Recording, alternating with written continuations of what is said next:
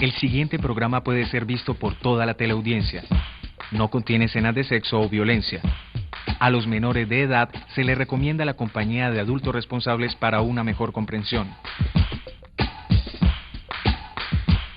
Canal Universitario presenta.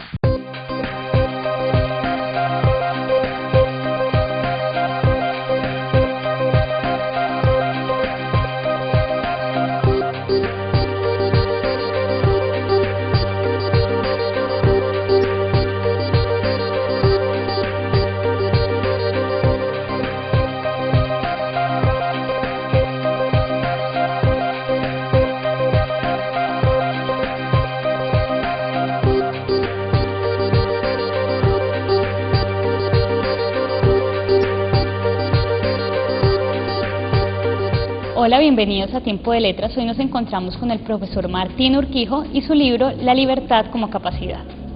Profesor, ¿de dónde surge el título del libro? Bueno, la idea de este libro surge básicamente de mi tesis doctoral. Es un libro que se gesta en Europa totalmente, básicamente en España, mientras hacía mi tesis doctoral con la profesora Adela Cortina en la Universidad de Valencia, España. Allí estaba haciendo un doctorado en ética y me fui con la intención de pensar la sociedad en que vivía y de mirar un poco también lo que desde la filosofía se le puede aportar a la sociedad en que nosotros vivimos. Entonces, en ese sentido surge este libro.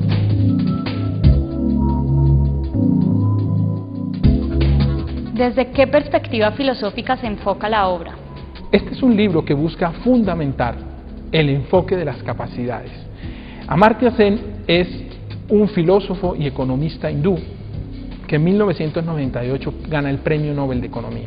Entonces él desarrolla un enfoque para medir el alcance de la libertad y el bienestar que viven las personas en la sociedad. ¿Cómo medimos las libertades y el bienestar de las personas? Estamos hablando de la calidad de vida de las personas. Amartya Sen utiliza su enfoque y lo aplica en el Plan de Naciones Unidas para el Desarrollo.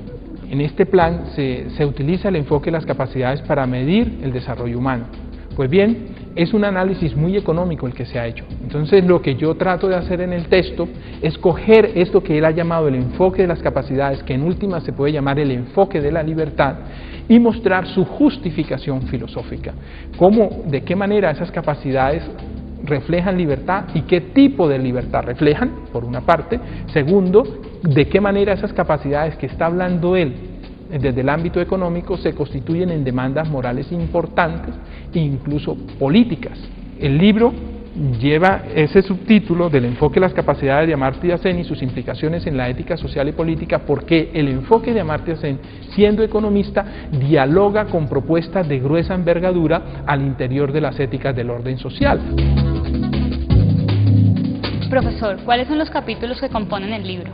Son básicamente 3 grandes capítulos. O sea, en el primer capítulo se muestra el sentido de lo que es el enfoque de las capacidades que propone Amartya Sen para medir los alcances de la libertad y el bienestar en una sociedad.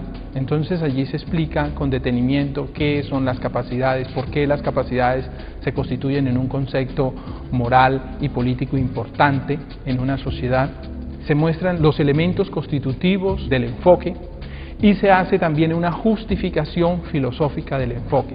Se le da un piso muy importante, conceptual, filosóficamente hablando, que el mismo Amartya Sen no le da el enfoque. En el segundo capítulo se muestran el enfoque de las capacidades y sus alcances. Entonces se muestra ese concepto de capacidad en relación con otros conceptos importantes, como es el concepto de renta básica, el concepto de derechos, bienes primarios, con una serie de conceptos que le permiten al concepto de capacidades redimensionarse frente a otros conceptos.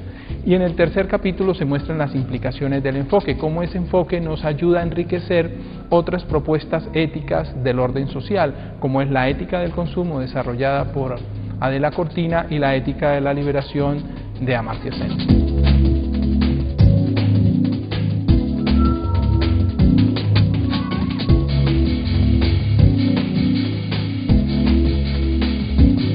¿Por qué tomó la decisión de publicar este libro con la editorial de la Universidad del Valle?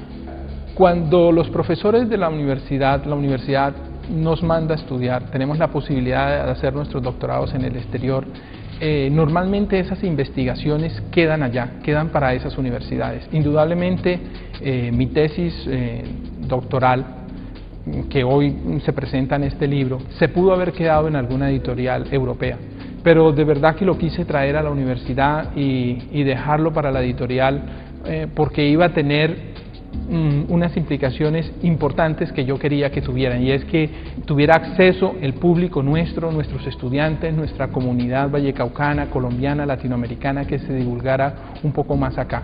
Y por otro lado, para aportarle la investigación que se hizo en Europa a la universidad, o sea que la universidad también fuera garante de ese trabajo investigativo, y lo hacía también como un reconocimiento importante porque la universidad me sostuvo esos años en Europa mientras yo hacía mi tesis doctoral.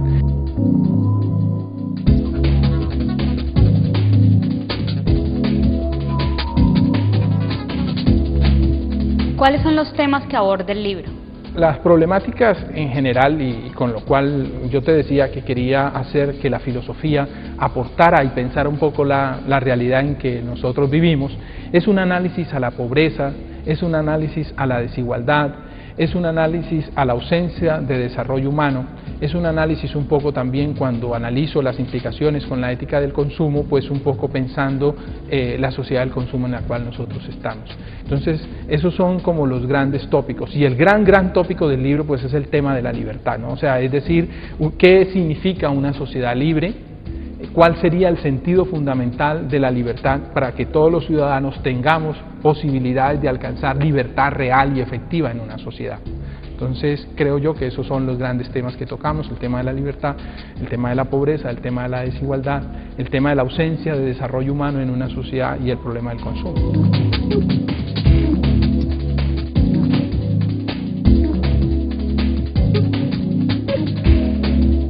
¿Cómo se define en la obra la falta de libertad? El concepto de libertad que se maneja desde la propuesta del filósofo y economista Amartya Sen es una concepción de una libertad real y efectiva, que nosotros la denominamos la libertad como capacidad, que es el conjunto de capacidades que tiene una persona para alcanzar o llevar adelante la vida que él considera valiosa. Es decir, a veces se nos dice a nosotros: usted es libre para ir a la costa, pero si usted no tiene unos medios mínimos, unas capacidades efectivas y reales para hacer ese ejercicio de su libertad, usted siempre tendrá una libertad en papel, una libertad formal.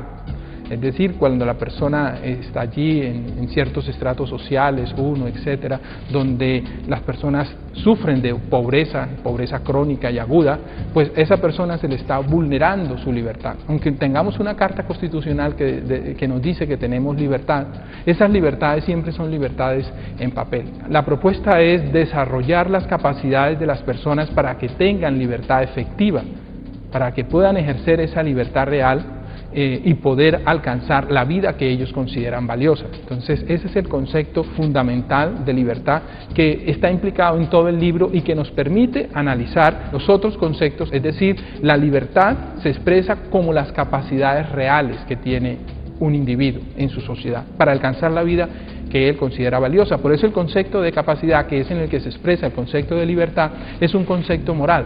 Y es un concepto moral, pero también político, porque es algo que nosotros consideramos bueno y que los ciudadanos tenemos que demandar ante la sociedad y ante el Estado para cubrir ciertas capacidades que nosotros debemos tener y que consideramos valiosas. Es decir, funcionamientos básicos como poder vivir libres de enfermedades prevenibles, tener cobijo, alimentación, etcétera, son unas capacidades mínimas, físicas, que nosotros debemos tener cubiertas si queremos una sociedad verdaderamente libre. Y ese es el concepto fundamental de libertad que nosotros estamos manejando ahí.